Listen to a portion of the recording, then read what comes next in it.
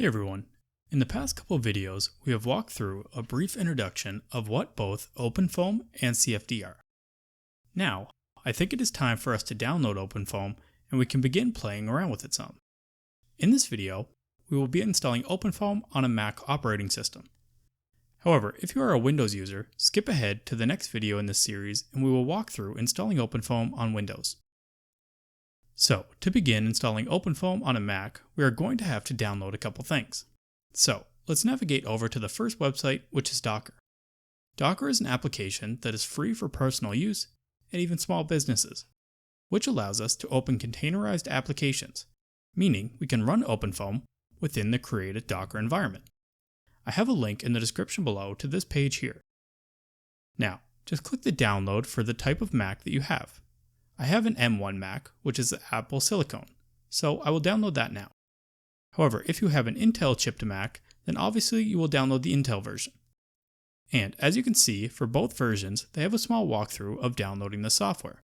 So if you get confused at any point during this section of the tutorial, just refer to those instructions. Now that the Docker download is complete, let's run the .dmg file that was downloaded to install the application. This may take a minute, so just pause the video here and resume when your download is complete. Once completed, you should get this pop-up here, and we can use that to move the Docker into our applications folder.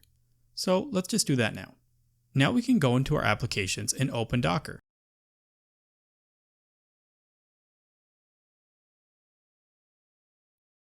The first time you open this application, it may ask you for some permissions, so just accept those. Then we can just accept the new terms of service changes if that appears to you. Then in the top right hand corner, let's click sign in, and this will prompt us to make a Docker account. So just fill out that small form quickly and then you will be brought to this selection of packages that Docker has. And just select the free one on the far left. Then you will just need to confirm the email address you entered in the form. Now that we've created and confirmed our Docker account, let's go back into the Docker application and sign into the account we just created. Now, lastly, if we go back to the Docker website and look under the system requirements for the Apple chipped Macs, we need to install Rosetta. So let's just hit Command Space and open our Mac search. And then open up our terminal window and just copy and paste this line of code here and accept the software update. Another piece of software that we will need to install is called XQuartz, which is essentially going to be our main terminal to access and use OpenFOAM. So let's navigate to the second download link in the description below, which will bring you to the XQuartz download page, and download this .dmg here. Once that file is downloaded, we can open up the .pkg file, and the installer will run through and ask you to accept a few things. After this, it may prompt you to either log off or restart your Mac. So if that happens, just do that now, and then we'll come back to this point. Now that we have both Docker and XQuartz downloaded, let's go into our folders application and begin setting up where OpenFOAM will be used. Anywhere in the Finders window, hit Shift-Command-G all together. This will bring up a search window and we will just type \U users. Here you'll find multiple folders if you have multiple users on your Mac. So just pick the one that you will be working on in OpenFOAM and open up that one. Then let's make an OpenFOAM folder in here. And inside of that, let's create another folder called Run. We now need to actually go and download OpenFOAM. So just navigate to the third link in the description below that says OpenFOAM Download. This will bring you to the download page on openfoam.org. Scrolling down, we see step 3, installing OpenFOAM 8 macOS. Here we are given a script that will help us download OpenFOAM 8.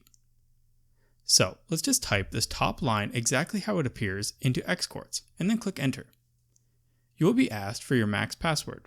It won't look like you're actually typing anything here, but you are. So just type in your password and then click enter. And this is your password that we'll use to log into your computer, so it's the same one. You should see something like this indicating that it is creating something. Then let's run the second script.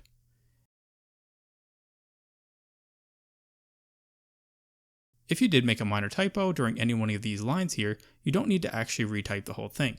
All you need to do is click up on the arrow key to navigate through your most recent entered lines of code, and then use the left arrow key to navigate through the given line. Then, as you can see on OpenFOAM.org, we need to go into our XQuartz preferences and head over to security and allow connections from network clients. Then we should restart XQuartz. This allows us to actually open up ParaFoam or ParaView inside of OpenFOAM. So it allows us to actually view the data that we're creating. Then we can hit Command Spacebar and just search for XQuartz again and open it. Step 5 is more of an optional step, and we're just going to skip that for now, but if you want to learn more about it, you can Google it and then decide to come back and download it later. Now, let's download ParaView, which, if you remember from our previous video, is a way to visualize data of our simulation. So, let's go to the ParaView download in the description below and download the second .pkg file.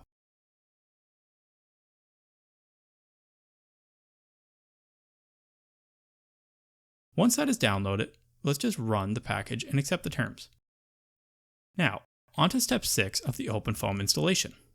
We can go into XQuartz and enter the first script here. That will navigate us to the OpenFOAM directory that we just created earlier.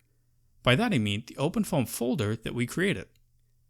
So, CD stands for Change Directory, and this bit is telling us to go to the OpenFOAM folder. Now, on the left here in XQuartz, you can see that we are now in a different directory, as this little bit of text here on the left is slightly changed. Just make sure that Docker is open in the background, otherwise this part won't work. So, once we enter the second script down here with the -p, as we want to include ParaView, we will begin the download of OpenFOAM 8 as you can see here. So this little part will take a little bit, so come back to the video when this is downloaded. Now we can move on to step 7. Let's make sure that OpenFOAM is actually downloaded and working correctly. Let's just follow through the steps here that the OpenFOAM.org gives us. So let's change our directory to foam run, which is the folder that we just created earlier, the run folder. Then we are going to copy, CP, the following tutorial case file that was downloaded with OpenFOAM. So the tutorials are essentially in our container, and we are just making a copy of it now. Now, let's look at where we just copied it into our run directory. As you can see here, we now have the PITS daily folder. That within, we have a bunch of different properties about our simulation that I talked about previously in the Introduction to OpenFOAM series. So if we want to look at something, like let's say the pressure at our initial condition, that is what this 0 means here, then this is what it looks like. Don't worry too much about this all right now, we'll go through this all in a future video, and in those we'll cover the more intricate parts of OpenFOAM. For now, our goal is just to make sure that OpenFOAM is working properly. So, back on OpenFOAM.org, we can see that it tells us to run the OpenFOAM simulation. We can see that it tells us to run the OpenFOAM simulation, we need to navigate to the folder containing our simulation data. So let's change our directory to PITS daily. Just a note here, if you begin to fill out a line in XQuartz, you can just hit tab and it'll autofill the line for you. So that might save you a bit of time. Now, we will run BlockMesh, which again, everything I'm mentioning now we will talk about in a future video, but it is a way of generating our system's geometry and meshing. As you can see, OpenFOAM now creates our geometry and meshing. Now, we just need to run the simulation using a solver called SimpleFOAM. Now, by running SimpleFOAM, we can see that our simulation is actually now running. Once completed, we can view our simulation by entering the line ParaFoam into XQuartz. After a minute, ParaView will open, and on the left-hand side, we can hit Apply. Then, near the top here, we can say that we want to view the velocity, u. And we can play our animation here at the top. Like I said, we will get much more into the various aspects of running simulations in the future. This is just to prove to you that OpenFOAM is now downloaded and working. I hope that this video helped you install OpenFOAM on your Mac. If you enjoyed, please like, subscribe, and consider checking out our YouTube memberships by clicking the join button down below or our Patreon page to support the channel.